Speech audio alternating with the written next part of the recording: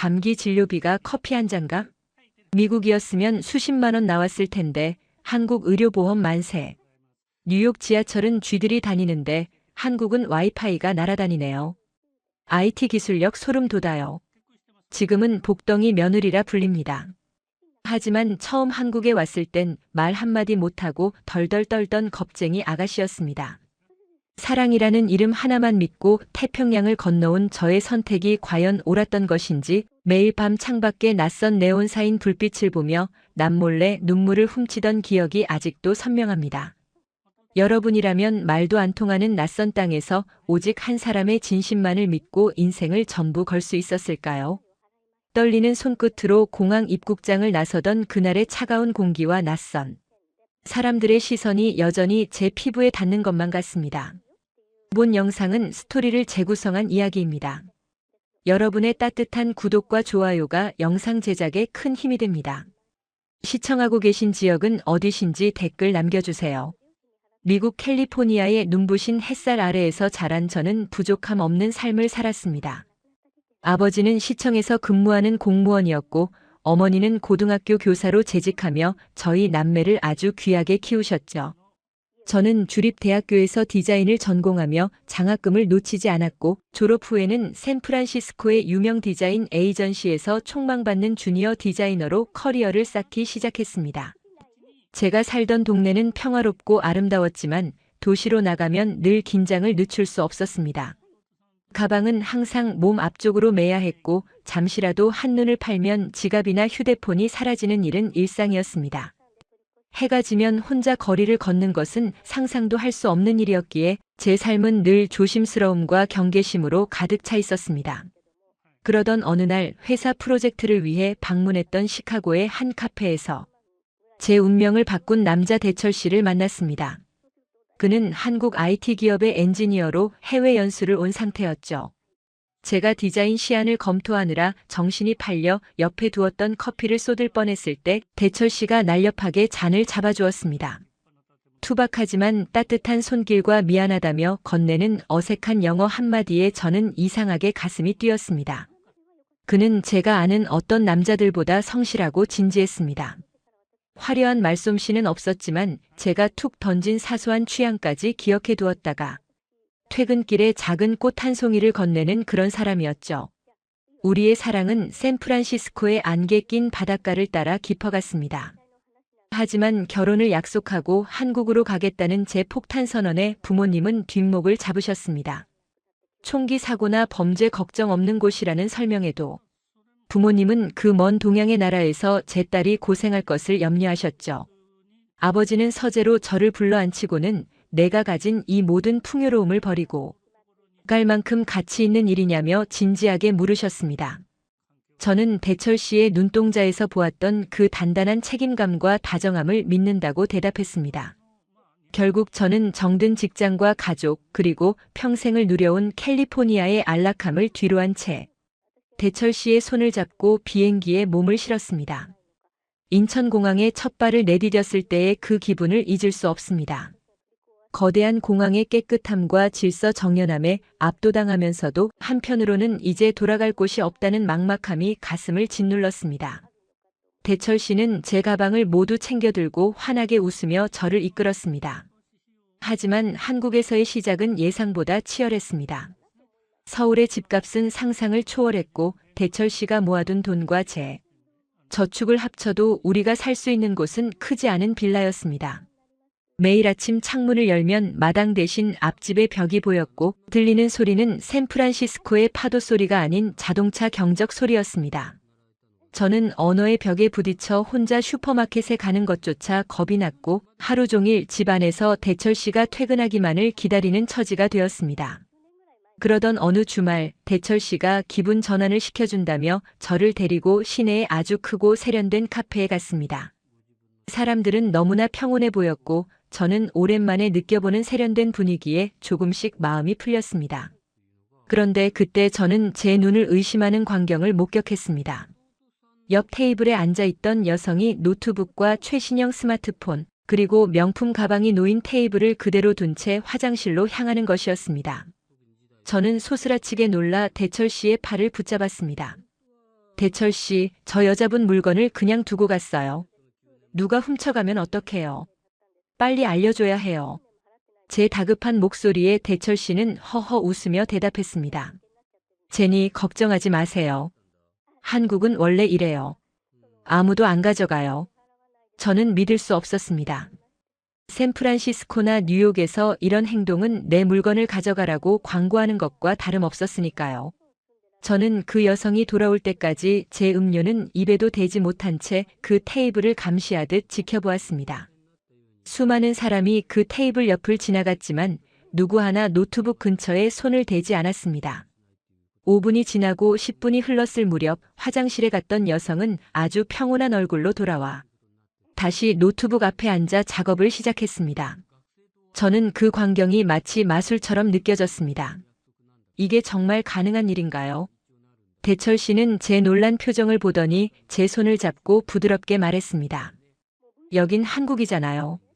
밤에 혼자 산책해도 되는 나라고 잃어버린 지갑도 경찰서에 가면 돌아오는 나라예요. 그날 이후 저는 한국이라는 나라를 다시 보기 시작했습니다. 낯선 언어와 좁은 집이라는 벽에 갇혀보지 못했던 한국의 진면목이 조금씩 보이기 시작한 것이죠. 며칠 뒤 저는 용기를 내어 혼자 집 근처 시장에 나갔습니다. 아직 한국말이 서툴러 스마트폰 번역기를 손에 꼭 쥐고 있었죠.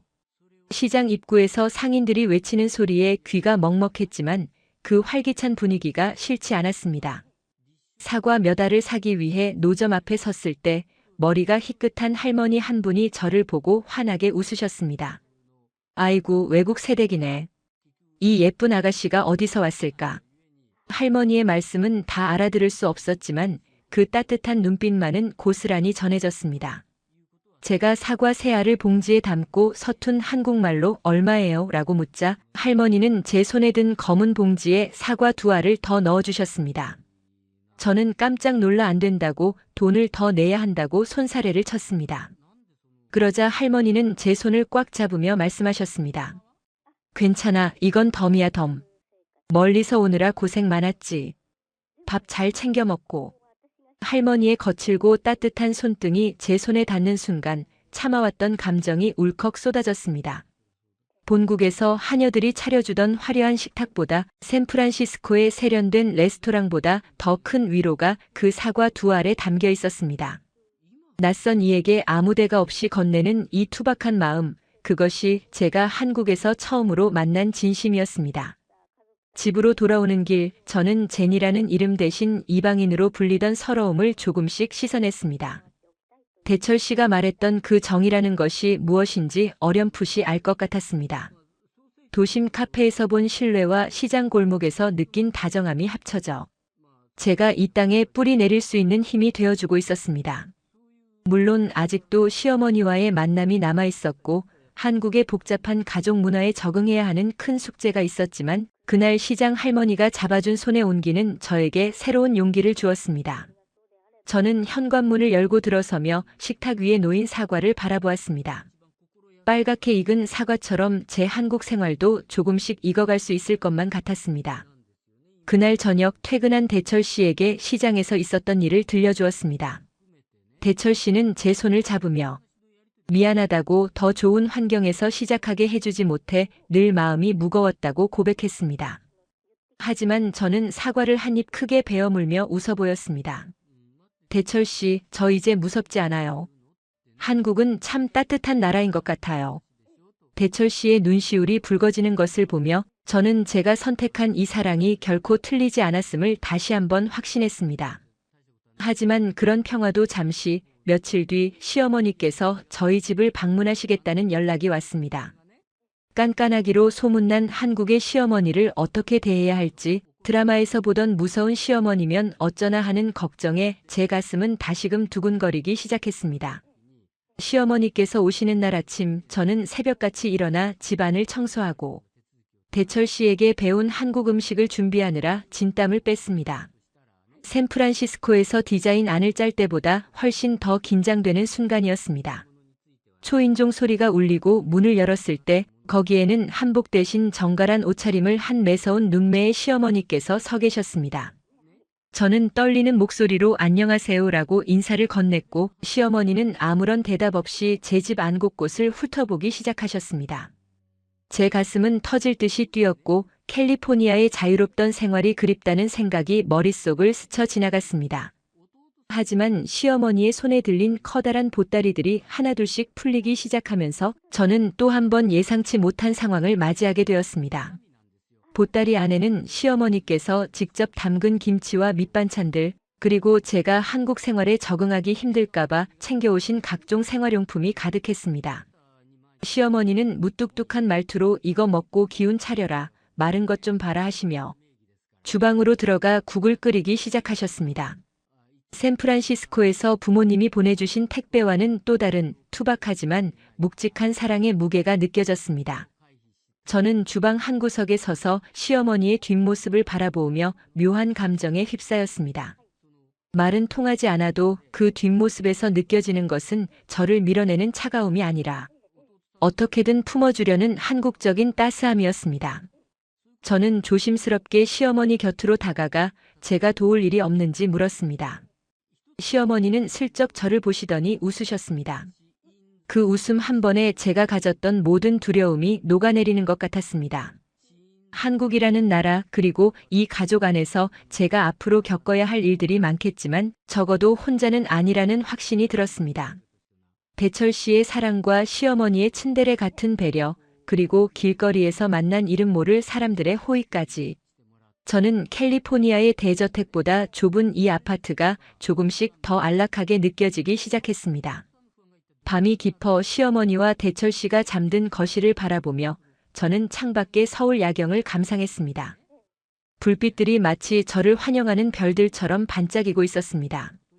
저는 이제 이방인이 아닌 누군가의 아내이자 며느리로서 그리고 한국의 일원으로서 첫 발을 내딛고 있었습니다.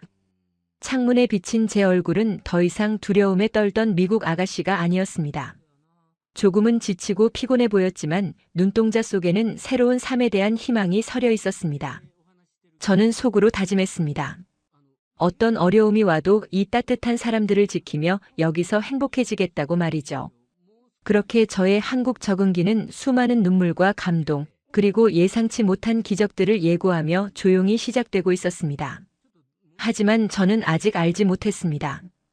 곧 저에게 닥칠 더 큰 시련과 그 시련을 뛰어넘는 위대한 사랑의 힘이 저를 기다리고 있다는 사실을 말입니다. 저의 진짜 이야기는 이제 막 시작되려 하고 있었습니다. 달빛이 거실 바닥을 은은하게 비추는 그 고요한 새벽, 저는 한동안 잠을 이루지 못하고 그 온기를 마음속에 새겼습니다. 내일은 또 어떤 놀라운 일이 저를 기다리고 있을지, 그리고 저는 이 낯설고도 아름다운 땅에서 어떤 모습으로 성장해 나갈지 가슴이 벅차올랐습니다. 샌프란시스코의 화려한 배경 대신 선택한 한국의 소박한 일상들이 제 인생에서 가장 소중한 보석이 되어줄 것임을 직감했습니다. 조용히 숨을 내쉬며 눈을 감는 순간 멀리서 들려오는 이름 모를 산새 소리가 마치 제 앞날을 축복해주는 감미로운 노래처럼 들려왔습니다. 저는 그 노래를 자장가 삼아 깊고도 평온한 잠속으로 빠져들었습니다. 아침 햇살이 창을 넘어 제 얼굴을 간지럽힐 때 저는 어제와는 확연히 다른 활기찬 기분으로 눈을 떴습니다. 주방에서는 이미 시어머니의 도마질 소리가 경쾌하게 울려 퍼지고 있었고 대철 씨는 잠이 덜 깬 눈으로 저를 보며 잘 잤냐고 속삭였습니다. 그 평범한 일상의 소음들이 저에게는 세상 그 어떤 교향곡보다 아름답게 들렸습니다. 저는 침대에서 일어나 기지개를 켜며 창밖을 보았습니다. 어제의 두려움은 아침 안개처럼 흩어졌고 이제 제 앞에는 찬란한 햇살이 비치는 새로운 길이 열려 있었습니다. 저는 거실로 나가 시어머니께 서툰 한국말로 좋은 아침이에요 라고 인사를 건넸습니다.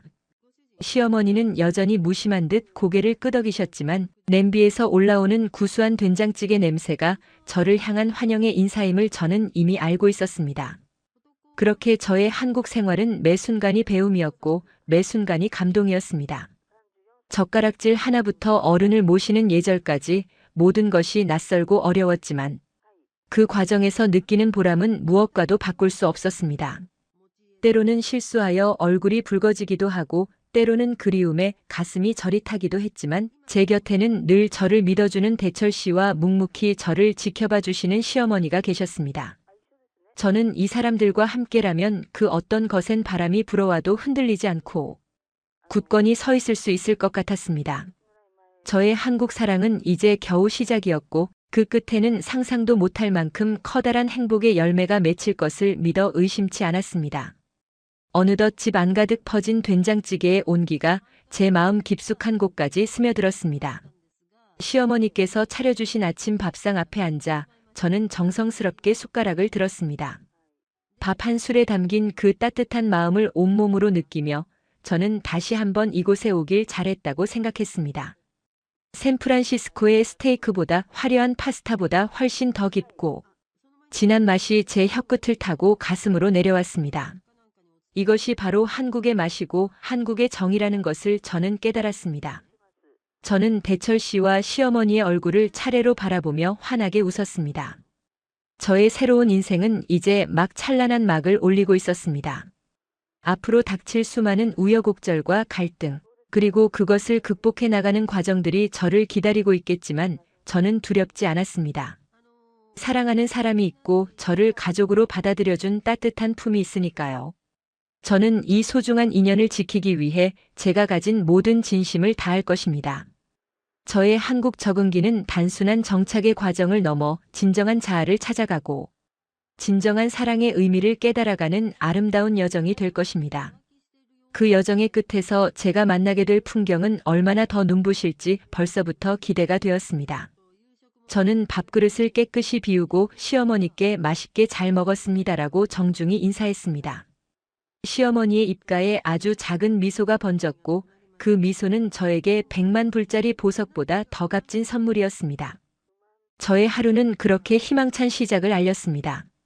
밖으로 나가면 여전히 낯선 풍경들이 가득하겠지만 이제는 그것들을 호기심 어린 눈으로 바라볼 여유가 생겼습니다. 카페에 물건을 두고 다녀도 안전한 나라, 시장에서 덤을 얹어주는 인심이 살아있는 나라. 이런 기적 같은 나라에서 저의 두 번째 인생을 꽃피울 수 있다는 사실이 정말 감사했습니다. 저는 대철 씨의 출근길을 배웅하며 그를 힘껏 안아주었습니다. 고마워요. 저를 이곳으로 데려와줘서. 대철 씨는 제 이마에 짧게 입을 맞추며 대답했습니다. 저야말로 고마워요, 제니. 저를 믿어줘서요. 우리의 짧은 대화 속에는 세상 그 어떤 화려한 수식어도 필요 없는 진심이 가득 담겨 있었습니다. 저는 거실 소파에 앉아 잠시 창밖의 구름을 바라보았습니다.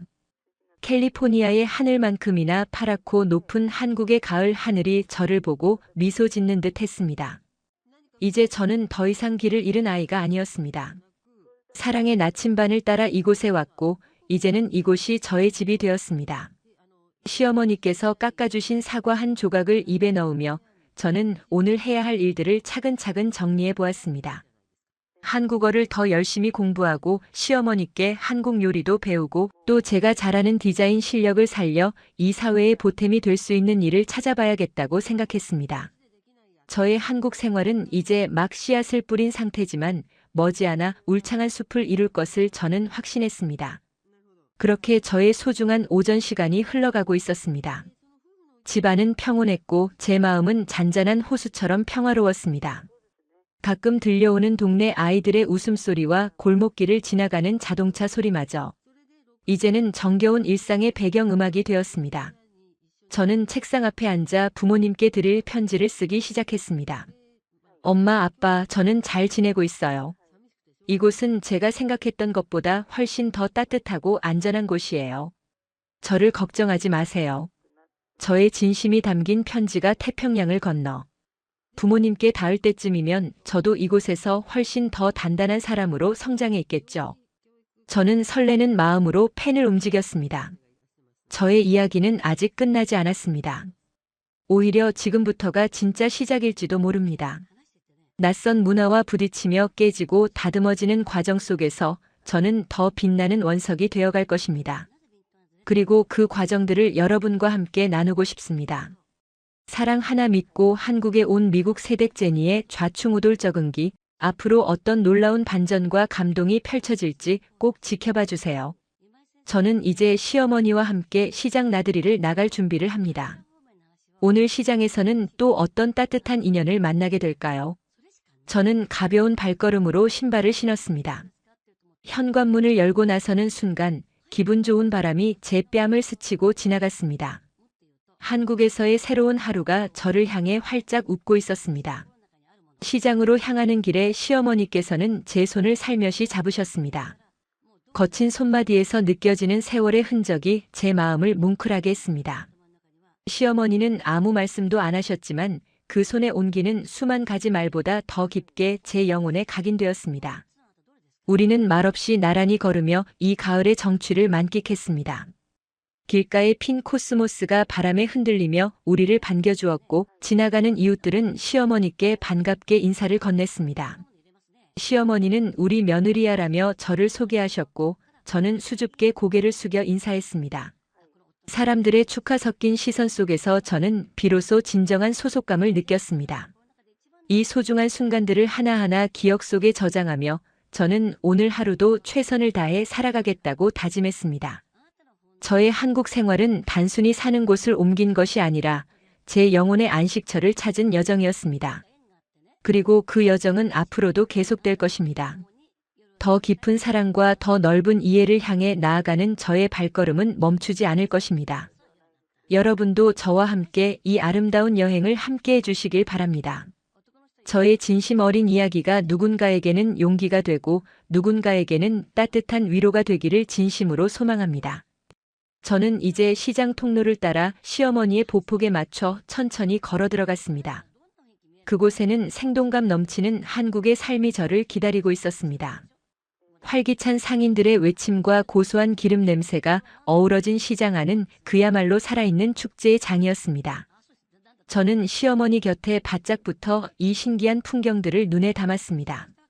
만두를 빚는 아주머니의 날렵한 손길, 떡볶이 판에서 올라오는 매콤달콤한 김 그리고 싱싱한 채소들이 뽐내는 고운 빛깔들. 이 모든 것들이 저에게는 새로운 영감의 원천이 되었습니다. 저는 마음속으로 이 풍경들을 스케치하며 언젠가 저만의 감각으로 한국의 아름다움을 디자인에 담아내고 싶다는 꿈을 꾸었습니다. 제 인생의 새로운 캠퍼스는 이제 막 알록달록한 색깔들로 채워지기 시작했습니다. 시어머니는 단골 야채 가게 앞에 멈춰서서 주인과 담소를 나누기 시작하셨습니다. 주인 아주머니는 저를 보더니 어머나 정말 인형처럼 예쁘네 하시며 시금치 한 단을 덤으로 주셨습니다. 저는 이제 덤이라는 말이 나올 때마다 가슴이 벅차오르는 것을 느낍니다. 그것은 단순한 공짜 물건이 아니라 사람과 사람 사이를 잇는 따뜻한 끈이라는 것을 알기 때문입니다. 저는 아주머니께 감사합니다라고 크고 또박또박하게 인사했습니다. 아주머니는 기특하다는 듯 제 등을 토닥여 주셨습니다. 그 손길에서 저는 낯선 이방인이 아닌 동네의 일원으로 받아들여지는 기쁨을 맛보았습니다. 샌프란시스코의 화려한 스카이라인을 뒤로하고 한국에 온 지도 벌써 몇 달이 지났습니다. 처음에는 낯선 환경과 언어 때문에 집 안에만 웅크리고 있었지만 대철 씨가 퇴근길에 어깨를 축 늘어뜨린 채 들어오는 모습을 보며 저는 더 이상 이렇게 있을 수만은 없다고 생각했습니다. 한국의 물가는 생각보다 비쌌고 대철 씨 혼자 버는 월급으로는 서울 근교의 작은 빌라. 월세와 관리비를 내고 나면 생활비가 턱없이 부족했습니다. 특히 고향에 계신 부모님의 병원비 소식까지 겹치면서 제 마음은 급해졌습니다. 비록 캘리포니아에서 귀하게 자란 외동딸이었고 평생 펜대만 굴리며 디자인 작업을 해왔지만 지금 당장 제가 할 수 있는 일이라면 무엇이든 해야만 했습니다. 저는 무작정 동네 구석구석을 돌아다니며 구인 광고를 살피기 시작했습니다. 하지만 서툰 한국말과 경력 없는 외국인 여성을 반겨주는 곳은 흔치 않았습니다. 수십 번의 거절 끝에 겨우 일자리를 구한 곳은 집에서 버스로 새 정거장 떨어진 곳에 있는 커다란 갈비탕 집이었습니다. 오전 10시부터 밤 10시까지 쉬지 않고 손님들이 쏟아지는 그곳에서 제가 할 일은 설거지와 홀서빙 보조였습니다. 샌프란시스코의 쾌적한 사무실에서 에어컨 바람을 쐬며 마우스를 움직이던 제 손에 이제는 뜨거운 김이 모락모락. 나는 뚝배기와 미끄러운 세제 거품이 가득 들려 있었습니다. 처음 며칠 동안은 그야말로 지옥 같았습니다. 거대한 고기 솥에서 나오는 열기는 숨을 턱턱 막히게 했고 수백 개가 넘는 뚝배기를 닦느라 허리는 끊어질 듯 아팠습니다. 고무 장갑 속으로 들어온 뜨거운 물 때문에 손가락 끝은 퉁퉁 불어 터졌고 손목은 파스를 붙이지 않으면 제대로 움직일 수조차 없었습니다. 미국에서 디자인 시안을 만들 때 쓰던 섬세한 손가락들이 이제는 거친 수세미와 독한 세제에 시달리며 투박해져 갔습니다. 퇴근하고 집에 돌아오면 발바닥이 타들어가는 듯한 통증 때문에 제대로 걷지도 못하고 거실 바닥에 쓰러지듯 누워버리곤 했습니다. 대철 씨는 그런 제 모습을 보며 가슴 아파했습니다. 제니, 제발 그만둬요. 내가 조금 더 고생하면 돼요. 당신이 이런 험한 일을 하려고 한국에 온 게 아니잖아요. 대철 씨는 제 부르튼 손을 잡고 눈시울을 붉혔습니다. 하지만 저는 억지로 웃으며 대철 씨를 안심시켰습니다. 아니에요, 대철 씨. 저 생각보다 힘이 세요. 그리고 통장에 조금씩 쌓이는 돈을 보면 힘든 줄도 모르겠는걸요. 사실은 눈물이 쏟아질 만큼 힘들었지만 대철 씨의 어깨에 놓인 짐을 조금이라도 덜어주고 싶다는 마음 하나로 저는 매일 아침 다시 고무장갑을 꼈습니다. 시어머니께서도 제 고집을 꺾지 못해 안달이 나셨습니다. 세대가 이 일이 보통 일이 아니다. 내 아들이 못나서 너를 고생시키는구나. 시어머니는 손수 만드신 보양식을 들고 식당까지 찾아오기도 하셨습니다. 식당 뒤편 좁은 창고에서 시어머니가 건네주신 따뜻한 우유 한 잔을 마실 때면 캘리포니아에 계신 엄마 생각에 목구멍이 뜨거워지곤 했습니다. 하지만 저는 그럴 때마다 입술을 깨물었습니다. 저는 도망치듯 온 게 아니라 행복을 찾아온 것이니까요. 이 고생은 행복을 얻기 위한 정당한 대가라고 스스로를 다독였습니다. 식당 일은 시간이 갈수록 더 고되어졌습니다. 점심시간이면 쏟아지는 손님들 때문에 물 한 모금 마실 틈도 없었습니다. 손님들의 왁자지껄한 소리와 주방 이모님들의 날카로운 지시 사항들이 머릿속에서 어지럽게 뒤섞였습니다. 가끔씩 제가 외국인이라는 것을 눈치채고 반말을 하거나 무례하게 구는 손님들도 있었지만 저는 그저 고개를 숙이고 죄송합니다라는 말을 반복하며 뚝배기를 날랐습니다. 제 자존심은 샌프란시스코의 바닷바람에 날려보낸 지 오래였습니다. 오직 제 머릿속에는 이번 달 월급을 받으면 고향 부모님께 얼마를 보내고 대철 씨와 함께 맛있는 저녁을 한 끼 먹어야겠다는 생각뿐이었습니다. 그런데 일주일 전부터 몸 상태가 심상치 않았습니다. 아침에 눈을 뜨면 천장이 빙글빙글 도는 듯한 어지러움이 느껴졌고 평소에는 구수하게만 느껴지던 갈비탕 국물 냄새가 갑자기 역하게 코끝을 찔렀습니다. 주방에서 고기를 삶는 냄새가 나면 나도 모르게 헛구역질이 올라와 화장실로 달려가야 했습니다. 같이 일하는 이모님들은 제니 씨 너무 무리해서 그래. 좀 쉬어가면서 해라고 걱정하셨지만 저는 그저 환절기라 몸이 좀 축난 것이라고 생각했습니다. 아니면 한국 음식이 갑자기 입에 맞지 않아 체한 것이라고 대수롭지 않게 넘겼습니다. 저는 가방 속에 늘 진통제와 소화제를 챙겨 다니며 통증이 올 때마다 입속에 털어넣었습니다. 약 기운으로 버티는 하루하루는 아슬아슬한 줄타기 같았습니다. 오후 3시쯤 손님이 잦아드는 시간이 되면 다리는 천근만근 무거워졌고 시야는 가끔씩 흐릿해졌습니다. 하지만 저는 식당 구석의 낡은 의자에 잠시 앉아 눈을 감고 샌프란시스코의 푸른 바다를 떠올렸습니다. 그곳에서 보았던 자유로운 갈매기들과 평화로운 오후의 기억들이 저를 다시 일으켜 세웠습니다. 제니, 너는 할 수 있어. 사랑하는 가족을 위해서 이 정도는 아무것도 아니야. 저는 스스로에게 주문을 걸며 다시 주방으로 향했습니다. 시어머니께서는 제 안색이 갈수록 창백해지는 것을 보시고는 억지로 저를 끌고 한의원에라도 가보자고 하셨습니다. 하지만 저는 병원비가 아까워 한사코 거절했습니다. 어머니, 저 정말 괜찮아요. 그냥 잠이 좀 부족해서 그래요. 이번 주말에는 정말 푹 쉴게요. 대철 씨에게는 아예 몸이 아프다는 내색조차 하지 않았습니다. 퇴근하고 돌아온 그에게 힘든 기색을 보이면 그가 당장이라도 식당을 그만두게 할 것이 뻔했기 때문입니다. 저는 대철 씨 앞에서는 일부러 더 밝게 웃고 더 많은 이야기를 떠들었습니다. 하지만 제 몸은 이미 비명을 지르고 있었습니다. 사건이 터진 것은 유난히 손님이 많았던 금요일 저녁이었습니다. 주말을 앞두고 회식을 하러 온 손님들로 식당은 발 디딜 틈 없이 붐볐습니다. 저는 무거운 쟁반 위에 뚝배기 4개를 올리고 홀을 가로질러 달리고 있었습니다. 주방의 열기와 손님들의 열기가 뒤섞여 실내 온도는 비정상적으로 높게 느껴졌습니다. 갑자기 등 뒤에서 식은땀이 비오듯 흘러내렸고 심장 소리가 귀가 먹먹할 정도로 크게 들리기 시작했습니다. 쿵쾅거리는 소리가 머릿속을 울릴 때마다 눈앞의 풍경이 마치 물결치듯 일렁였습니다. 저는 잠시 벽을 짚고 섰습니다. 속이 뒤집히는 듯한 메스꺼움이 다시 몰려왔고 다리에 힘이 풀려 주저앉을 것만 같았습니다. 안 돼, 지금 쓰러지면 이 뜨거운 국물이 손님들에게 쏟아질 거야.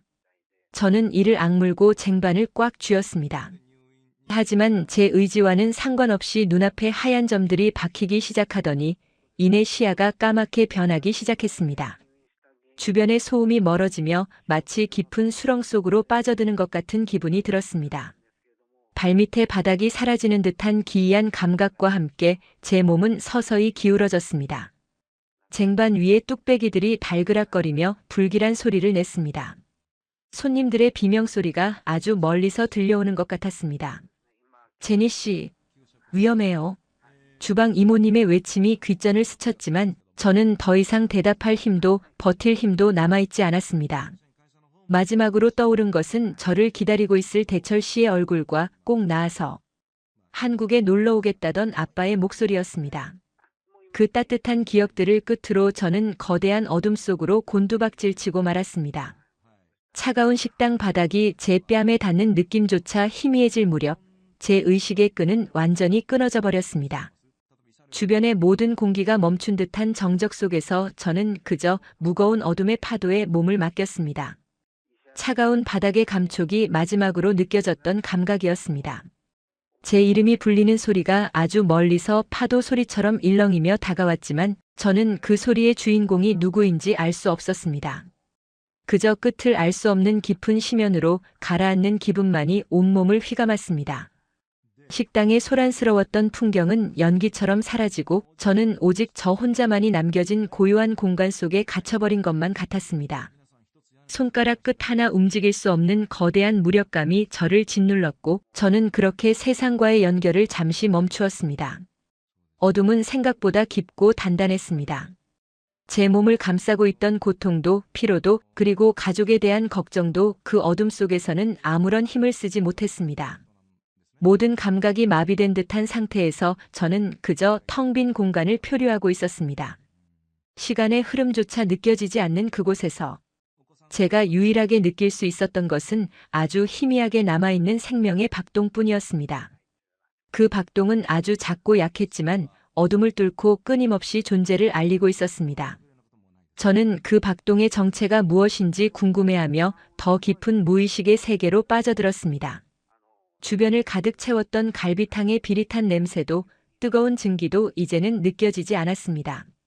샌프란시스코의 그 눈부신 햇살이 다시금 제 눈가를 스치는 것 같은 환상이 보였습니다. 아버지가 제 손을 잡고 걷던 평화로운 공원의 풍경과 대철 씨가 처음 제게 건네주었던 따뜻한 커피의 온기가 교차하며 나타났습니다. 그 기억들은 마치 저를 구원하러 온 조각배처럼 어둠 속에서 반짝였습니다. 하지만 그 조각배를 잡기에는 제 팔이 너무나 무거웠습니다. 저는 그저 그 빛들을 바라보며 제가 아는 세상에서 점점 더 멀어져만 갔습니다. 의식의 끝자락에서 대철 씨의 울먹이는 목소리가 들리는 듯 했습니다. 제니, 눈을 떠봐요. 제발 정신 차려요. 그 목소리는 저를 다시 세상 밖으로 끌어올리려는 듯 간절하게 울려 퍼졌습니다. 하지만 저는 대답할 수 없었습니다. 입술은 굳게 닫혀 있었고 숨은 턱 끝까지 차올라 더 이상 내뱉을 공간이 없었습니다. 저는 그저 그 간절한 부름을 가슴에 품은 채 다시 한번 거센 어둠의 물결에 휩쓸려 내려갔습니다. 모든 것이 멈춰버린 그 순간 저는 제가 지탱해온 이 치열한 삶의 무게가 얼마나 무거웠는지를 비로소 깨달았습니다. 식당 바닥에 흩어진 뚝배기 조각들처럼 제 의식도 산산조각이 나버린 것 같았습니다. 뜨거운 국물이 바닥을 적시고 사람들의 발자국 소리가 요란하게 울려 퍼졌지만 저는 그 무엇도 방어할 수 없었습니다. 오직 고요만이 제 진정한 친구가 되어 저를 감싸 안았습니다. 그 고요함 속에서 저는 제가 잊고 있었던 가장 소중한 무언가를 찾으려 애썼습니다. 그것은 사랑일 수도 희망일 수도 혹은 제가 미처 알지 못했던 또 다른 생명의 시작일 수도 있었습니다. 하지만 그 답을 찾기도 전에 저는 더 깊은 잠의 나락으로 떨어지고 말았습니다. 제 몸은 차가운 바닥에 누워 있었지만 영혼은 아주 높은 곳에서 이 모든 광경을 내려다보는 듯한 기이한 경험을 했습니다. 쓰러진 저를 보고 비명을 지르는 손님들과 허겁지겁 달려와 제 상태를 살피는 주방 이모님들의 당황한 기색이 보였습니다. 119를 불러야 한다는 다급한 목소리가 허공을 갈랐고 누군가는 제 손을 잡고 계속해서 이름을 불렀습니다. 하지만 그 모든 소동은 저와는 아무런 상관이 없는 남의 일처럼 느껴졌습니다. 저는 그저 이 지독한 피로에서 벗어날 수 있다는 사실에 안도하며 평온하게 눈을 감았습니다. 마지막 남은 의식의 불꽃이 가늘게 떨리며 꺼져갔습니다. 마치 전원이 차단된 기계처럼 제 모든 시스템은 동작을 멈추었습니다. 거대한 정적이 제 귀를 메웠고 저는 비로소 아무런 짐도 지지 않은 순수한 상태로 돌아갔습니다. 제가 그토록 갈구했던 안식이 이런 형태일 줄은 몰랐지만 저는 그 차가운 평화에 몸을 맡겼습니다. 세상은 여전히 시끄럽게 돌아가고 있었지만 저의 시간은 여기서 잠시 멈추어 서기로 했습니다. 그렇게 저는 낯선 한국 땅의 차가운 식당 바닥 위에서 가장 긴박하고도 고요한 순간을 맞이했습니다. 어둠의 끝에는 무엇이 기다리고 있을까요? 다시 눈을 떴을 때 저는 어떤 세상을 보게 될까요? 대철 씨의 슬픈 얼굴이 아닌 환희에 찬 미소를 볼 수 있을까요? 그런 수많은 질문들이 의식의 수면 위로 떠올랐다가 사라졌습니다. 저는 그 모든 의문을 뒤로 한 채 이제는 정말 저를 부르는 깊은 어둠 속으로 완전히 몸을 던졌습니다. 제 인생의 가장 치열했던 이막이 이렇게 예상치 못한 위기 속에서 멈추어 서고 있었습니다. 저의 숨소리는 이제 아주 가늘게 이어질 뿐이었고 제 방 안의 등불은 잠시 꺼져버렸습니다. 깊은 잠에 늪은 저를 놓아줄 생각이 없는 듯 했습니다. 저는 그 속에서 아주 오래된 꿈을 꾸었습니다. 캘리포니아의 바닷가에서 부모님과 함께 연을 날리던 어린 시절의 저를 보았습니다. 연은 하늘 높이 날아올랐고 저는 그 줄을 놓치지 않으려 안간 힘을 썼습니다. 하지만 갑자기 불어온 거센 바람에 연줄은 끊어졌고 저는 하늘로 날아가는 연을 보며 울음을 터뜨렸습니다. 그때 누군가 제 어깨를 다독이며 말했습니다. 괜찮아, 연은 다시 만들면 된단다. 그 따뜻한 목소리가 제 무의식을 흔들어 깨우려 했습니다. 하지만 여전히 제 눈꺼풀은 천근만근 무거웠습니다. 무거운 바위가 눈을 짓누르는 것 같은 답답함 속에서 저는 필사적으로 빛을 찾으려 했습니다. 하지만 빛은 보이지 않았고 오직 차가운 금속성 소음만이 제 귓가를 맴돌았습니다. 병원의 구급차 소리일까요? 아니면 식당의 식기 부딪히는 소리일까요? 저는 그 정체를 파악하려 애썼지만 이내 다시 깊은 잠에 취해버렸습니다. 의식의 끈이 팽팽하게 당겨졌다가 다시 느슨해지기를 반복하며 저는 생사의 경계에 서 있었습니다. 차가운 물방울이 제 뺨에 떨어지는 느낌이 들었습니다. 그것은 누군가의 눈물이었을까요? 아니면 저를 깨우기 위해 뿌려진 물이었을까요? 그 서늘한 감촉에 아주 잠시 의식이 명료해지는 듯 했습니다. 하지만 그것도 잠시뿐, 저는 다시 거대한 어둠의 소용돌이 속으로 말려 들어갔습니다. 세상의 모든 무게가 제 몸에 실린 듯한 압박감이 느껴졌고 저는 그 압박을 견디지 못하고 다시 한번 의식을 놓아버렸습니다. 저의 시간은 그렇게 멈춘 듯 흐르고 있었습니다. 제 인생의 가장 절박했던 순간이었습니다.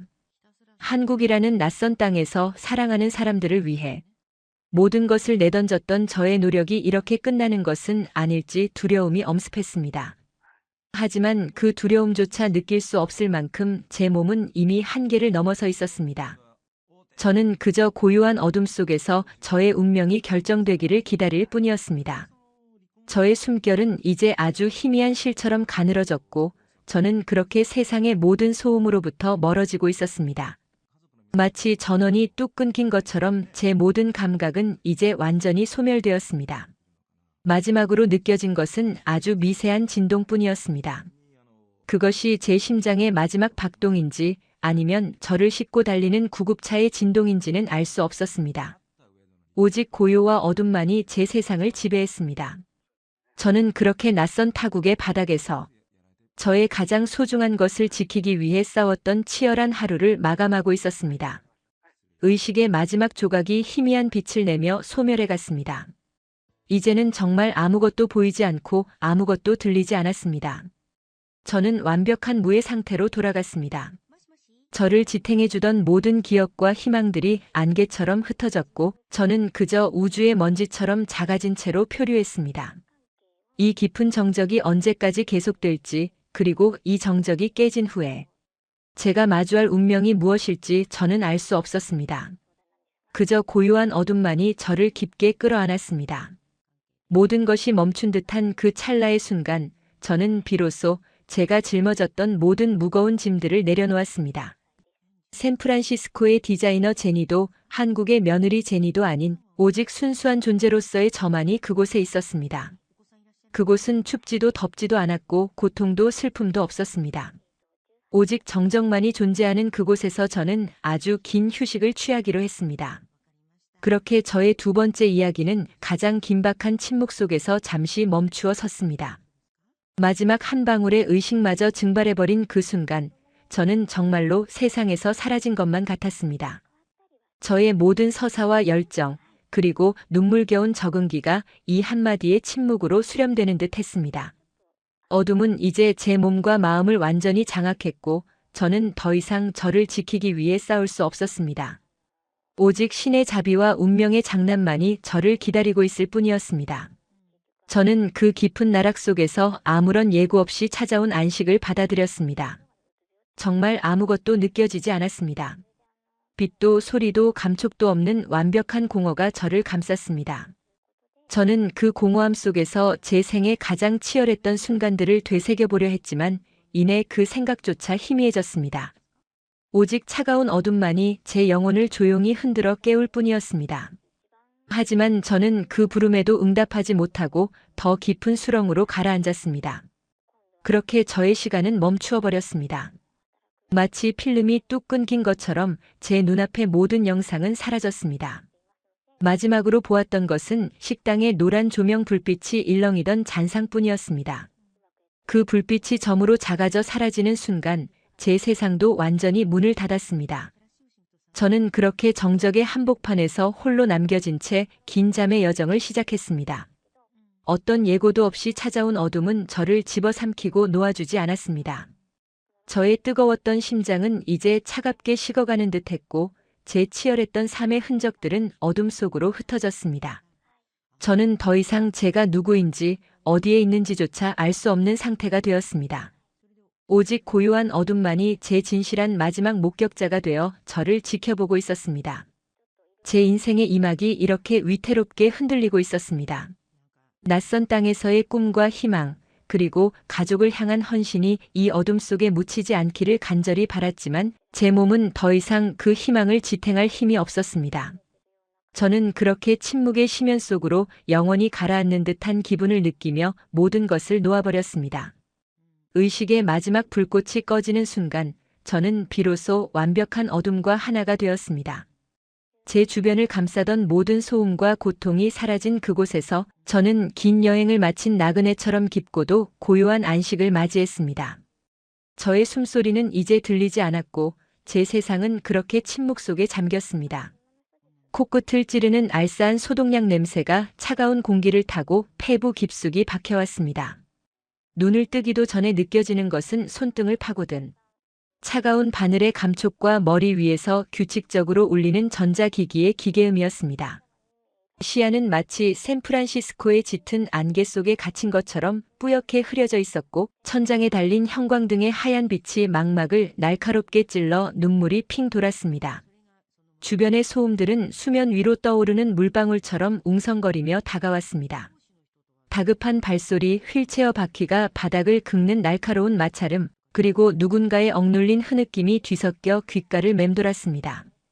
저는 무거운 눈꺼풀을 간신히 들어올리며 제가 누워있는 이곳이 어디인지 가늠하려 애썼습니다. 하얀 커튼이 바람에 힘없이 흔들리고 있었고 제 곁에는 대철 씨가 넋이 나간 표정으로 제 손을 꼭 쥐고 있었습니다.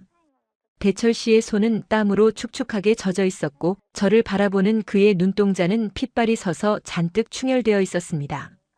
제가 눈을 뜨자 대철 씨는 입술을 파르르 떨며 제 이름을 불렀습니다. 제니, 정신이 들어요. 나 보여요.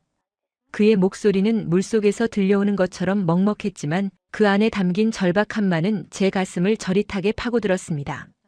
저는 대답을 하려 했지만 목구멍이 바짝 말라붙어 쇳소리만 새어나왔습니다. 그때 하얀 가운을 입은 의사 선생님이 차트를 넘기며 다가왔습니다. 의사 선생님의 안경 너머로 비치는 눈빛은 엄격하면서도 부드러운 빛을 띠고 있었습니다. 의사 선생님은 제 맥박을 확인하고 동공을 살피더니 곁에 서 있던 대철 씨와 저를 번갈아 보며 입을 열었습니다. 환자분, 정말 큰일 날 뻔했습니다. 조금만 늦었거나 쓰러질 때 머리라도 부딪혔으면 정말 위험했을 겁니다. 의사 선생님의 목소리는 차분했지만 그 안에 담긴 경고는 묵직했습니다. 저는 그저 식당에서의 그 뜨거운 열기와 뚝배기의 무게만을 떠올리며 몸을 떨었습니다. 그런데 의사 선생님은 잠시 말을 멈추더니 입가에 아주 옅은 미소를 띄우며 충격적인 소식을 전했습니다. 그런데 환자분, 쓰러진 원인이 단순한 과로 때문만은 아닙니다. 축하드립니다. 임신 8주 차입니다. 그것도 아주 건강한 쌍둥이가 자리 잡고 있네요.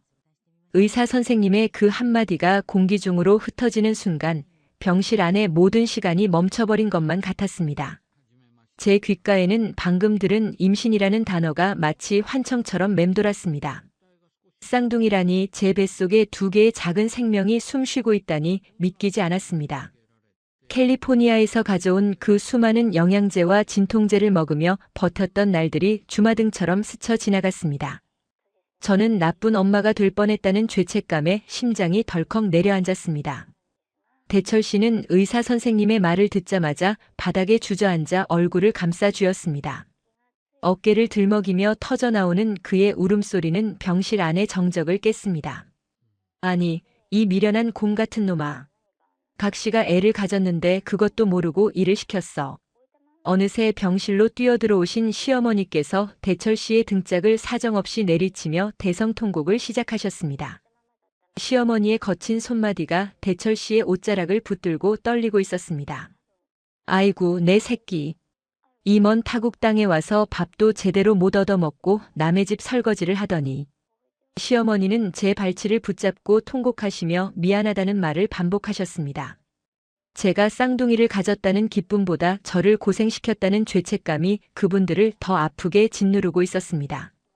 병실 안은 시어머니의 울음소리와 대철 씨의 흐느낌, 그리고 제가 흘리는 뜨거운 눈물로 가득 찼습니다. 저는 제 배 위에 조심스럽게 손을 올렸습니다. 아직 아무런 느낌도 없었지만 그곳에서 느껴지는 미세한 온기가 제 온몸으로 퍼져나가는 기분이 들었습니다. 의사 선생님은 당황한 가족들을 진정시키며 한국의 의료 체계에 대해 설명해 주셨습니다. 환자분은 외국인이지만 건강보험 혜택을 받을 수 있고 국가에서 임신과 출산을 지원하는 바우처도 나옵니다. 산부인과 시설도 세계 최고 수준이니 너무 걱정하지 마세요. 다만 지금은 영양실조와 탈수 증세가 심하니 당분간 절대 안정을 취해야 합니다. 의사 선생님의 친절한 설명은 제 불안한 마음을 다독여 주었습니다. 미국이었다면 엄청난 병원비 걱정에 제대로 쉬지도 못했겠지만 한국의 체계적인 지원 시스템 이야기를 들으니 마음 한구석이 든든해졌습니다. 시어머니는 의사 선생님의 손을 잡고 연신 머리를 조아리며 감사를 표하셨습니다. 그날 이후 제 삶은 180도 달라졌습니다. 대철 씨와 시어머니는 저를 침대 밖으로 한 걸음도 나오지 못하게 하셨습니다. 세대가, 너는 이제 손가락 하나 까딱하지 마라. 모든 건 이 어미가 다 할 테니 너는 예쁜 것만 보고 맛있는 것만 먹어라. 시어머니는 매일 아침 신선한 과일을 갈아오시고 태아에 좋다는 나물 반찬과 보양식을 평상 가득 차려내셨습니다. 대철 씨 역시 퇴근하자마자 제 발을 씻겨주며 태교 음악을 틀어주었습니다. 하지만 평생을 치열하게 살아온 저에게 아무것도 하지 않고 누워만 있는 시간은 고역이었습니다. 샌프란시스코에서 창의적인 일을 하며 느꼈던 그 성취감이 그리워졌고 가족들에게 짐이 되고 있다는 생각에 자꾸만 마음이 가라앉았습니다. 그러던 어느 날 저는 시어머니께서 장을 보러 가신 사이 방구석에 밀려나 있던 제 낡은 노트북을 펼쳤습니다.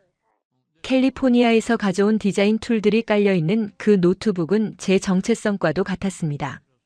저는 심심풀이로 한국의 전통 문양과 제가 공부했던 서양의 세련된 타이포그래피를 결합한 디자인을 만들기 시작했습니다.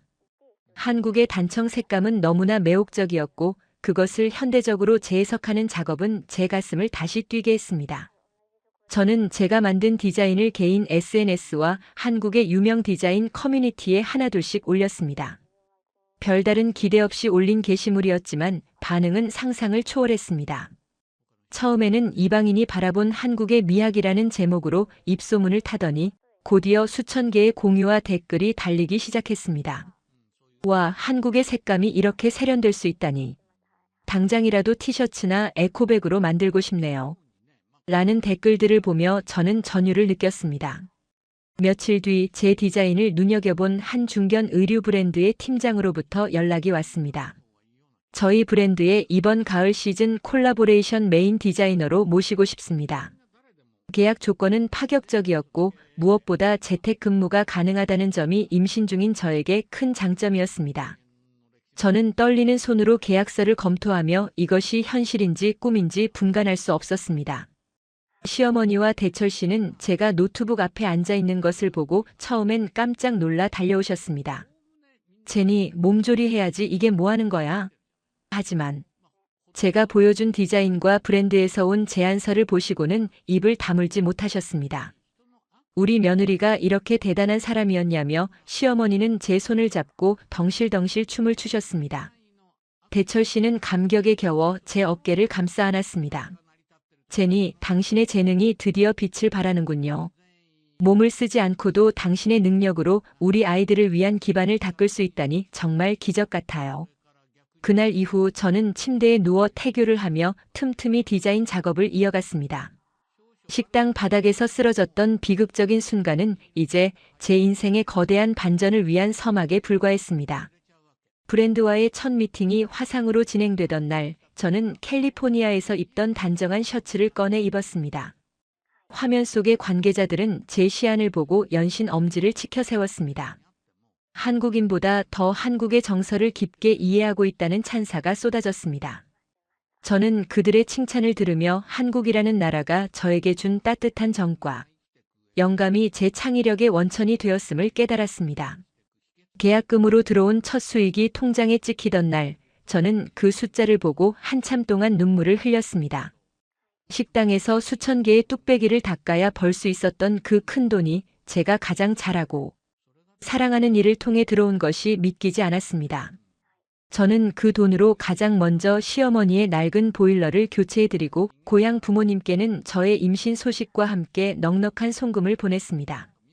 캘리포니아의 부모님은 화상통화 너머로 기쁨의 눈물을 흘리시며 한국이 제 딸에게 기적을 선물했다며 연신 감사를 표하셨습니다. 저의 재능은 SNS를 타고 더 널리 퍼져나갔습니다. 한국의 유명 일간지에서 인터뷰 요청이 들어왔고 제 디자인이 입혀진 제품들은 출시되자마자 품절 대란을 일으켰습니다. 저는 이제 식당의 이방인 알바생이 아니라 한국의 미를 전 세계에 알리는 주목받는 디자이너로 우뚝 섰습니다.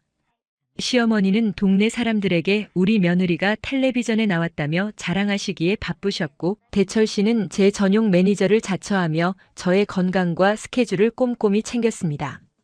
저는 제 뱃속에서 커가는 쌍둥이들을 느끼며 이 아이들이 저에게 가져다준 이 엄청난 행운에 매일 밤 감사의 기도를 올렸습니다.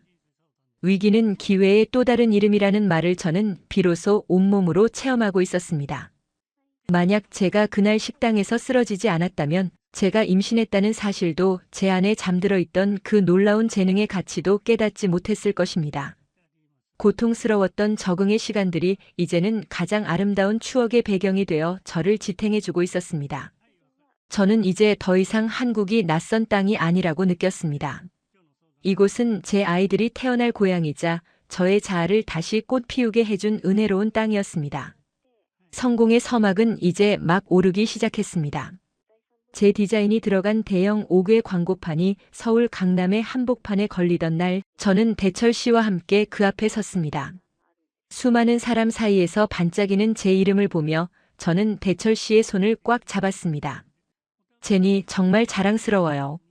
대철 씨의 속삭임에 저는 그의 품에 얼굴을 묻었습니다. 눈앞에 펼쳐진 서울의 야경은 그 어느 때보다 찬란하게 빛나고 있었고, 제 가슴 속에서는 앞으로 펼쳐질 더 큰 기적들에 대한 설렘이 파도처럼 밀려왔습니다. 저는 이제 당당하게 한국의 구성원으로서, 그리고 두 아이의 엄마로서 저만의 길을 걸어갈 준비가 되어 있었습니다. 브랜드와의 정식 계약 체결을 위한 최종 미팅을 앞둔 아침, 저는 정갈하게 거울 앞에 섰습니다. 뱃속의 아이들이 힘차게 움직이는 것이 느껴졌습니다. 마치 엄마 힘내세요 라고 응원하는 것만 같았습니다. 저는 창문을 열고 들어오는 기분 좋은 가을바람을 맞으며 미소 지었습니다. 샌프란시스코의 바람보다 더 포근하고 익숙한 느낌이었습니다. 저는 가방을 챙겨 들고 문을 나섰습니다. 현관문 앞에서 시어머니께서 제 손을 잡으며 말씀하셨습니다. 우리 복덩이, 오늘도 잘 다녀오너라. 저는 시어머니의 따뜻한 눈빛을 뒤로하고 제 인생의 가장 찬란한 성공을 향해 힘찬 발걸음을 내디뎠습니다. 미팅 장소인 강남의 세련된 오피스 빌딩에 도착했을 때 로비의 대형 화면에는 제가 디자인한 영상이 반복해서 흘러나오고 있었습니다. 지나가는 사람들이 멈춰서서 그 영상을 감상하는 모습을 보며 저는 가슴이 벅차올랐습니다. 회의실에 들어서자 대표이사를 포함한 임원진들이 모두 일어나 저를 반겨주었습니다. 제니 작가님의 디자인 덕분에 브랜드 이미지가 완전히 새로워졌습니다. 이번 정식 계약을 통해 저희 브랜드의 크리에이티브 디렉터로 활동해 주시길 바랍니다. 대표이사의 파격적인 제안에 회의실 안에는 정적이 감돌았고 저는 제 귀를 의심하며 그를 바라보았습니다. 그것은 단순한 프리랜서 계약을 넘어선 명실상부한 성공의 최정점에 서는 제안이었습니다. 저는 떨리는 심장을 진정시키며 계약서 위에 천천히 제 이름을 적어 내려갔습니다. 한자 한자 눌러 쓰는 그 이름 위로 제가 흘렸던 눈물과 땀방울이 겹쳐 보였습니다. 계약을 마친 후 창밖을 내다보니 서울의 전경이 한눈에 들어왔습니다. 빽빽한 빌딩 숲 사이로 흐르는 한강의 물줄기가 마치 제 인생의 굴곡진 여정처럼 보였습니다. 하지만 이제 그 물줄기는 거대한 바다를 향해 당당하게 흘러가고 있었습니다. 저는 제 배를 어루만지며 속으로 말했습니다. 얘들아, 엄마가 해냈어. 너희들에게 정말 멋진 세상을 보여줄게. 성공의 뜨거운 열기가 제 온몸을 감싸 안았고 저는 비로소 제가 꿈꾸던 그 자리에 도착했음을 확신했습니다. 성공의 소식은 캘리포니아의 부모님께 가장 먼저 전해졌습니다. 화상 통화 너머로 보이는 아버지의 야윈 얼굴에는 제가 한국으로 떠나던 날 보았던 걱정 대신 말할 수 없는 자부심과 기쁨이 가득했습니다. 제니, 내가 결국 해낼 줄 알았다. 내 재능이 그 먼 땅에서도 빛을 발하다니 정말 꿈만 같구나. 어머니는 옆에서 손수건으로 눈물을 닦으며 한국의 시댁 식구들에게 고맙다는 말을 전해달라고 몇 번이나 당부하셨습니다. 저는 이제 부모님께 송금을 보낼 때 더 이상 제 통장 잔고를 확인하며 한숨을 쉬지 않아도 되었습니다. 오히려 부모님께서 샌프란시스코의 집을 수리하시거나 좋은 음식을 드실 수 있도록 넉넉한 돈을 보내드릴 수 있게 되었죠. 돈이 전부는 아니지만 사랑하는 사람들을 지킬 수 있는 수단이 된다는 사실이 저에게는 큰 위안이 되었습니다. 저의 일은 날이 갈수록 번창했습니다. 브랜드의 크리에이티브 디렉터로서 제가 기획한 라인은 한국을 넘어 아시아 전역에서 큰 인기를 끌었습니다. 한국의 오방색을 현대적으로 재해석한 저의 디자인은 세련되면서도 따뜻한 한국의 정서를 담고 있다는 평가를 받으며 연일 품절 행진을 이어갔습니다. 저는 이제 더 이상 식당 주방의 증기 속에 갇혀 있지 않았습니다. 강남의 높은 빌딩, 햇살이 잘 드는 저만의 집무실에서 창밖에 탁 트인 풍경을 바라보며 다음 프로젝트를 구상했습니다. 제 책상 위에는 이제 낡은 뚝배기 대신 세련된 디자인 서적들과 뱃속의 아이들을 위한 초음파 사진이 놓여 있었습니다. 가끔 업무차 시내를 나갈 때면 대형 전광판에 걸린 제 이름과 디자인을 보며 지난날의 고단함을 씻어내곤 했습니다.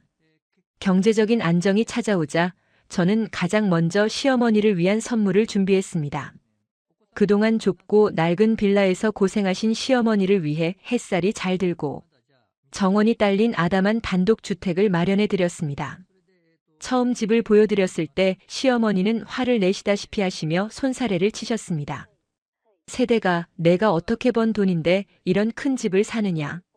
나는 그냥 살던 곳이 편하다.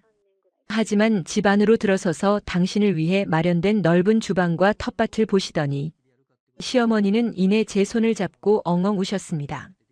내 아들이 못해준 걸 외국에서 온 우리 며느리가 다 해주는구나. 시어머니의 거친 손을 잡고 저도 한참을 울었습니다. 그것은 슬픔의 눈물이 아니라 서로의 고생을 알아주는 위로와 감사의 눈물이었습니다. 출산 예정일이 다가올수록 시어머니의 지극한 간병은 더해졌습니다. 매일 새벽 수산시장에 가셔서 가장 싱싱한 미역과 해산물을 사오시고 제가 좋아하는 미국식 식단과 한국의 보양식을 적절히 섞어 하루 3끼를 정성껏 차려주셨습니다. 시어머니는 제 부어오른 발을 매일 밤 따뜻한 물로 씻겨주시며 태어날 쌍둥이들을 위한 베네쩌고리를 직접 손바느질로 만드셨습니다.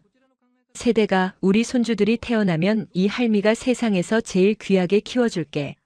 걱정 말고 몸조리 잘해라. 시어머니의 그 투박한 말씀 한마디 한마디가 제 불안한 마음을 다독이는 가장 강력한 처방전이었습니다. 샌프란시스코의 화려한 베이비 샤워 파티보다 시어머니가 끓여주신 뜨끈한 곰탕 한 그릇이 저에게는 더 큰 축복이었습니다. 드디어 산통이 시작되던 날 온 가족이 비상사태에 돌입했습니다. 대철 씨는 회사에 휴가를 내고 병원 복도를 수백 번이나 왔다 갔다 하며 제 이름을 불렀습니다. 시어머니는 병원 대기실 의자에 앉아 밤새도록 기도를 올리셨습니다. 진통은 생각보다 길고 고통스러웠지만 저는 그 고통을 견뎌낼 수 있었습니다. 제 곁에서 제 손을 꽉 잡고 미안해, 사랑해라고 속삭이는 대철 씨가 있었고 밖에서 저를 위해 마음을 졸이는 시어머니가 계셨기 때문입니다. 그리고 무엇보다 제가 지켜내야 할 2개의 작은 생명이 제 안에 있다는 사실이 저를 강하게 만들었습니다. 기나긴 산골 끝에 우렁찬 아기 울음소리가 분만실에 울려 퍼졌을 때 저는 비로소 진정한 안도와 환희의 눈물을 흘렸습니다. 건강하게 태어난 2 아들은 저와 대철 씨를 쏙 빼닮아 있었습니다. 한 아이는 저를 닮아 푸른빛이 도는 갈색 눈동자를 가졌고 또 한 아이는 대철 씨를 닮아 짙은 눈썹과 굳게 담은 입술을 가졌습니다. 시어머니는 아기들을 품에 안으시고는 세상을 다 얻은 것처럼 환하게 웃으셨습니다. 아이고 내 강아지들. 정말 장하다 우리 새댁. 대철 씨는 땀에 젖은 제 이마에 입을 맞추며 고맙다는 말을 반복했습니다. 그 순간 병실 창밖으로는 눈부신 아침 햇살이 쏟아져 들어왔습니다. 낯선 땅에서의 외로움, 가난의 서름, 그리고 쓰러질 듯 힘들었던 그 모든 시간들이 이 2 생명의 탄생과 함께 축복으로 변하는 기적의 순간이었습니다. 아이들이 어느 정도 자라고 난 뒤 어느 평온한 일요일 오후였습니다. 저는 대철 씨와 함께 유모차를 끌고 저희가 처음 한국 생활을 시작했던 그 낡은 빌라 근처 공원을 찾았습니다. 이제는 번듯한 새 집에 살고 있고 좋은 차를 타고 다니지만 가끔씩 그 시절의 공기를 맡고 싶을 때가 있었습니다. 우리는 벤치에 앉아 아이들이 잔디밭에서 아장아장 걷는 모습을 바라보았습니다. 대철 씨 기억나요? 우리 처음 여기 왔을 때 100원이라도 아끼려고 버스 안 타고 걸어 다녔잖아요. 제 말에 대철 씨가 제 어깨를 감싸 안으며 씁쓸하게 웃었습니다. 그럼요. 그때 제니 씨발이 퉁퉁 부어서 밤마다 울던 거 생각하면 지금도 가슴이 아파요. 우리는 그 시절을 회상하며 한참 동안 이야기를 나누었습니다. 갈비탕 집에서 뚝배기를 닦던 이야기, 냄새만 맡아도 헛구역질이 나던 임신 초기 이야기, 그리고 돈이 없어서 마트 할인 시간만 기다리던 이야기까지. 이제는 웃으며 할 수 있는 추억이 되었지만 그 당시에는 매일이 소리 없는 전쟁터 같았습니다. 하지만 대철 씨는 단호하게 말했습니다. 제니 씨, 만약 그 시절이 없었다면 지금의 우리가 이 행복을 이렇게 소중하게 느낄 수 있었을까요? 당신의 희생과 노력 덕분에 우리 가족이 여기까지 올 수 있었어요. 저는 대철 씨의 손을 꼭 잡았습니다. 아니에요. 저를 믿어준 대철 씨와 우리 시어머니가 계셨기에 제가 버틸 수 있었던 거예요. 이제 저의 집 거실 한복판에는 제가 한국에서 처음으로 디자인했던 그 전통 문양의 액자가 걸려 있습니다. 그것은 단순한 작품이 아니라 제가 한국이라는 나라와 사랑에 빠진 증거이자 제 인생의 전환점이 된 소중한 징표입니다. 저는 이제 지역 사회의 다문화 가정을 돕는 봉사활동에도 적극적으로 참여하고 있습니다. 제가 처음 겪었던 그 막막함과 외로움을 잘 알기에 낯선 땅에 뿌리 내리려 애쓰는 다른 친구들에게 작은 등불이 되어주고 싶었습니다. 제가 디자인한 로고가 들어간 에코백을 동네 이웃들에게 나누어주고 시어머니와 함께 김장 김치를 담가 어려운 이웃들에게 배달하는 일은 저에게 또 다른 기쁨이 되었습니다. 저는 이제 미국인 제니가 아니라 한국인 대철 씨의 아내이자 두 아이의 엄마 그리고 한국의 미를 사랑하는 디자이너로서 완벽하게 정착했습니다. 가끔 캘리포니아의 바다가 그리울 때도 있지만 이제는 집 앞에 피어난 무궁화와 이웃집에서 건네주는 떡 한 접시가 제 마음을 더 풍요롭게 채워줍니다. 한국의 정이라는 것은 처음엔 낯설고 부담스러웠지만 이제는 제 영혼을 지탱하는 가장 따뜻한 외투가 되었습니다. 저는 이 땅에서 제 아이들이 꿈을 꾸며 자라나고 저 역시 더 깊이 있는 예술가로 성장해 나갈 것을 믿습니다. 어느덧 저녁 노을이 붉게 물들며 온 세상을 황금빛으로 물들였습니다. 저는 아이들을 데리고 집으로 돌아오는 길에 시어머니께 전화를 걸었습니다. 어머니, 오늘 저녁은 제가 맛있는 거 해드릴게요. 얼른 오세요. 수화기 너머로 들려오는 시어머니의 밝은 목소리에 제 마음도 덩달아 즐거워졌습니다. 이제 저는 압니다. 행복은 대단한 성공에 있는 것이 아니라 오늘 하루 사랑하는 사람들과 따뜻한 밥 한 끼를 나누고 소소한 이야기를 주고받는 평범한 순간 속에 있다는 것을요. 저의 코리안 드림은 그렇게 가장 평범하고도 위대한 행복으로 완성되었습니다. 집 현관문을 열자 은은한 나무 향기와 가족의 온기가 저를 반겼습니다. 거실 창밖으로는 서울의 불빛들이 하나둘씩 켜지며 보석처럼 빛나고 있었습니다. 저는 그 불빛들을 보며 조용히 미소 지었습니다. 사랑하는 남편, 눈에 넣어도 아프지 않을 아이들, 그리고 친어머니보다 더 저를 아껴주시는 시어머니까지. 저는 세상에서 가장 부유한 사람이 되었습니다. 낯선 타국에서의 눈물은 이제 보석 같은 추억이 되었고 저의 앞날에는 오직 찬란한 빛만이 가득할 것임을 느낍니다. 저는 오늘도 다짐합니다. 제가 받은 이 커다란 사랑과 행운을 잊지 않고 주변에 더 많은 사람과 나누며 살아가겠다고 말이죠. 저의 인생 이막은 이제 막 절정을 지나 더욱 깊고 그윽한 향기를 내뿜고 있습니다. 앞으로 어떤 도전과 변화가 찾아올지라도 저는 이제 두렵지 않습니다. 제 곁에는 사랑이 있고 제 안에는 저를 다시 일으켜 세운 단단한 신념이 있으니까요. 저의 소중한 한국 생활, 그리고 우리 가족의 이야기는 앞으로도 오래도록 행복하게 이어질 것입니다. 긴 이야기 들어주셔서 감사합니다. 구독과 좋아요, 그리고 정성 어린 댓글은 저에게 큰 축복입니다. 구독자님들의 앞날에 꽃길만 펼쳐지기를 기원합니다.